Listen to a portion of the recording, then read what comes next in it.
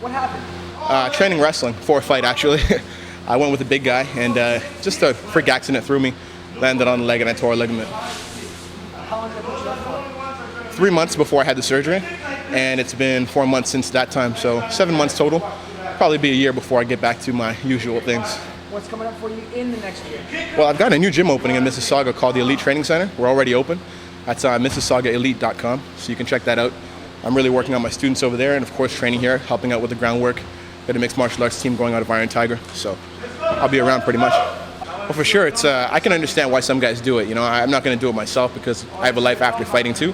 Some guys would die at age 50 if they became the best fighter before that time. That's not me, but pretty much steroids, like you said, you're training 2-3 times a day. When I first started out doing pro fighting, I was broken every day, like hurting bad, because I didn't take any supplements. George St. Pierre and David Loiseau told me to take certain supplements. I started, it helped a lot. And you can imagine what the juice would be like if you're on steroids. You know, your recovery is going to be that much better. So I think that's one of the main reasons. It's not to make you stronger or whatever, but just so you can get up and train harder the next day. But let them do whatever they want. I've got this. So if you take steroids or not, you get hit on the chin, you still get knocked out. So give that. No, I don't particularly care what they do in their free time. You know, if you want to take steroids, go ahead. You want to drink a lot, go ahead. You got to meet in the ring and duke it out. So like I said, this equalizes it all. You get hit on the chin, steroids or not, you still go out. Your recovery, you can train harder, but I train pretty hard myself. So something a lot of people don't know, since my knee injury, I was released from my contract. Gideon Ray replaced me at 170, so I might go back on a different team next year, but essentially everybody knows your real team is who you train with in the gym.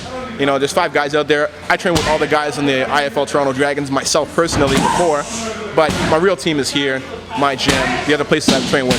IFL is a good league, of course, but I'm looking at some other options too, so in a year's time we'll see. But your team is who helps you get ready to fight, not who's out there in Jersey.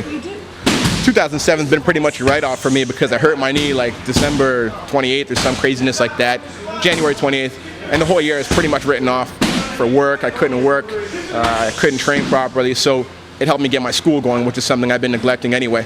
So I kind of took that negative and made it a positive, and I'm really happy with the results. But obviously you have to have a backup plan.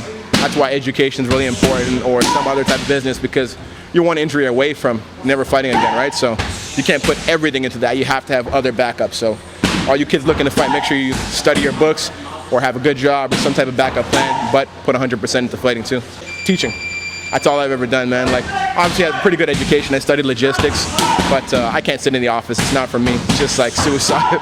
So in the gym, teaching, training. You know, I'd rather be poor teaching and training than rich in an office, but it just so happens I'm doing pretty well teaching classes. Our Elite Training Center is, since May we started doing it. At first it was going to be literally an Elite Training Center, just me and a couple of the training partners. But word got out, a lot of people wanted to come there. I'm trying to do something a little different, as in a very structured program, not just guys coming in and rolling around or just kicking the bag. I want to have them coming in, learning a syllabus, just like any other thing. You know, exactly. In school you have a syllabus. You're grade 1 to 12. You know what I mean? You don't just come in and hang out in the hallways. So, same type of thing I'm trying to do there. It's going pretty good. We've got a mixed crowd over there. Moving into a new facility in a couple weeks. So, like I said, www.mississaugaelite.com, and you can check that out.